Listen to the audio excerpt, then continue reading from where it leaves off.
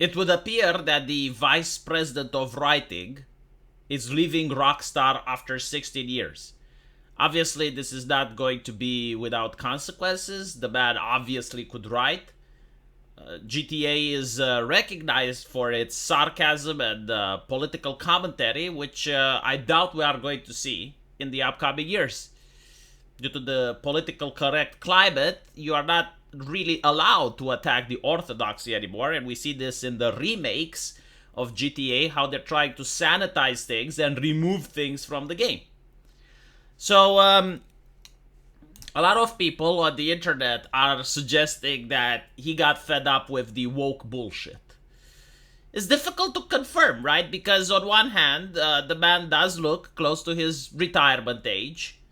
So after 16 years, it is quite possible that he just wants to go home and relax. I mean, he's probably a very wealthy individual. But on the other hand, let's do say that he got tired of the woke bullshit. Would he be able to articulate that in public? Like, if he actually just said, yeah, like all this woke nonsense, like, I had a couple of great ideas, but they said, oh, well, it's not fit for a modern audience. It's too offensive. We can't have this. We can't have that. So I had enough and I quit. Like, I had, like, this chucklehead of a lady coming from the benches of the American University, doesn't know shit about writing and gets to tell me what I can write about. Like, I've been in the industry for a decade and a half. She just got off from the academia, and she gets to censor my writing? Alright, like, if he said something like that, how do you think his public image would be like? How do you think the industry would treat him? So, even if he was to leave due to the woke bullshit, chances are we wouldn't know. Now, of course, there are certain indicators that we can use to find out. Like, if he joins another company, if he immediately gets another gig, then it's quite possible that is the woke nonsense, which unfortunately is starting to influence Rockstar as well. It started with Red Dead Redemption, which had a female character, I forgot her name. But she had a very interesting story arc. In the beginning, she was a survivor, like her husband got shot, and she manages to survive, joins with the original gang, and you get to see how there's a transformation there, like from a conservative housewife, she now has to live with a bunch of criminals. She's obviously not happy about it, very spiteful. But as the time goes on, she starts to adopt the new lifestyle. And all is nice and well until towards the late half of the game, where she turns into Strong Woman. And Strong Woman is able to sit on her feet on a galloping horse, grabs a rope from a balloon. Like none of that is believable, like up until that point, she was a good shot, and she basically started doing things that the guys were doing, and that's believable. It's like, okay, well, that's a nice character arc. But all of a sudden, like, she is more capable than any of the other male characters, gets an innocent guy killed in the balloon, if I remember correctly, for no reason. Like he didn't do anything, like he didn't deserve to die, and she has absolutely no remorse over it. Doesn't have any guilt, doesn't have any conscience.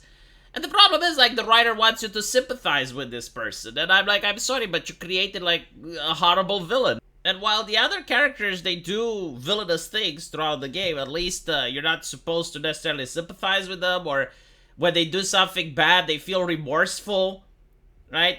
But again, I don't feel like this character would have existed if it wasn't for the woke ideology. The idea that every game needs to have, like, the strong woman character in it. All the other female characters are written fine, and they're relatable people. And even this character was written fine, and she was a relatable person until the last ending of the game, where she basically becomes Superman.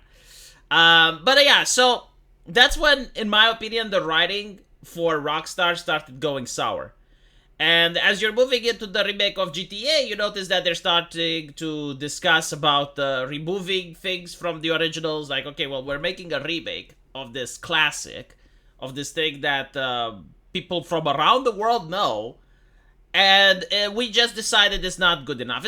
It's kind of like, let's modernize Beethoven's play, but we have to change things because the modern audience wouldn't like it. Let's add some dubstep to Beethoven, right? Like we got the rights for his play, so we need to improve it. for the modern. This is what they're doing, because I guess I view video games as art in certain regard, especially when you're looking at games like GTA that people from around the world know about. I do view them as art pieces, and they are of cultural significance for the country that's producing them. Like, for example, I think it was the Prime Minister of Poland, which gave the Witcher video game to Obama. And a lot of people started taking notice into Eastern Europe with CD Projekt Red. It's the same thing with anime. Like, Japan wouldn't be as popular as it is if it wasn't producing anime culture. It's easy to take these things in joke, I guess, because it's an art form that recently became a thing. Like when I was born, video games weren't as popular as they are now. But I'm pretty sure, like, decades from now, people will look back and they're going to talk about video games the same way we're talking about movies. They're going to say, well, yeah, this is a classic. But unfortunately, I don't think like they're going to be talking about any video game that came out within the last 5 years. I think like almost everything that has came out in the last 5 years is forgettable. And it's because they're trying to make everything non-offensive. And non-offensive is just boring, which is the worst thing you can do in art. Good art is the type of thing that sparks emotions. Can be any type of emotion. Can be comedy, can be sadness, can be outrage, like Joffrey from Game of Thrones created a lot of anger and outrage in people. But that's why Game of Thrones was good. But modern games, like, they just don't do that. They do not have characters that are allowed to be offensive. That are allowed to make the viewer or the player feel something. Right? Because everything has to be sanitized. And if you know anything about these AAA companies, as I mentioned, you have talented writers that have been in the industry for decades.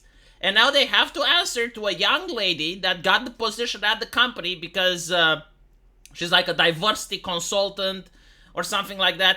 And she never wrote a book in her entire life. She never touched anything in her or published anything of any renown in her entire life. But she thinks she has the knowledge to lecture an author with decades of experience about how to write his stuff. And within this climate, I can definitely see people like the vice president of Rockstar leaving the company for this particular reason. Again, it's not confirmed that this is the case, but if it was the case, it wouldn't surprise me. So I definitely understand why people on the internet are making this accusation, because it definitely makes sense. And I know other people outside of the vice president of writing from Rockstar that have left because of this. And many of them are artists, also with decades of experience. And this is why you probably notice a massive decline in the art style of Western video games. Anyway, right, let me know what you guys think. And as usual, I will see you in the comment section. Take care.